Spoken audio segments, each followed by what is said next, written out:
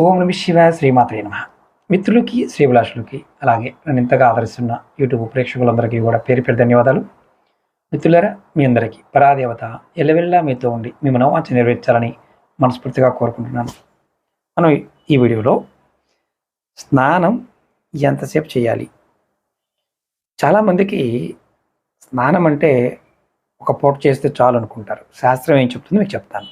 అలాగే మీకు ఈ వీడియో నచ్చినట్లయితే లైక్ చేయండి, ఛానల్ని సబ్స్క్రైబ్ చేసుకోండి, పక్కనే ఉన్న గంట సింబల్ని యాక్టివేట్ చేసుకొని ఈ వీడియోని 10 మంది మిత్రులకి షేర్ చేయండి. ప్రతిరోజు అరగంట అయినా స్నానం చేస్తే చాలా మంచిది. 4 చెంబులతో శరీరాన్ని బాగా తడిపి సున్నిపిండి లాంటిదో చక్కగా పెట్టుకొని శుభ్రం చేసుకొని ఆ తర్వాత 7-8 చెంబులతో శరీరాన్ని శుభ్రం చేసుకోవాలి. మెత్తటి టవల్తో శరీరాన్ని తుడుచుకోవాలి. స్నానం తర్వాత మన శరీరంలో ఉన్న అవయవాలు అన్నీ తుడుచుకోవాలి. చాలామంది సగం తుడుచుకొని వదిలేస్తుంటారు, కారే నీళ్ళతో బయటకు వచ్చేస్తుంటారు. అలా రాకూడదు. ఇలా వస్తే ఎన్నో రోగాలు వస్తాయని ఆయుర్వేద శాస్త్రం చెప్తుంది.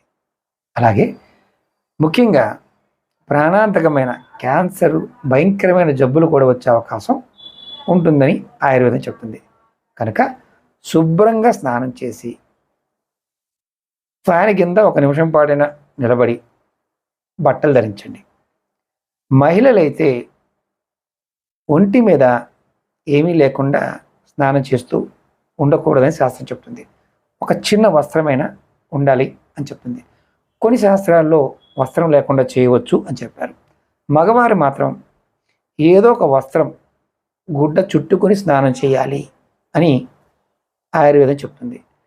ఉదయం పూట 4 నుంచి 5 గంటల మధ్యలో స్నానం చేస్తే అది ఋషి స్నానం అంటారు. ఆ తర్వాత 5 గంటల నుండి 6 గంటల మధ్యలో చేస్తే అది దైవ స్నానం అంటారు. ఆ తర్వాత 6 నుండి 7 గంటల మధ్య చేస్తే మానవ స్నానం అంటారు. ఆ తర్వాత చేసే స్నానం ఏదైనా రాక్షస స్నానం. స్నానం చేసేటప్పుడు చల్లనీటి స్నానం చాలా మంచిది. అన్నిటికంటే ఉత్తమమైనది నదీ స్నానం.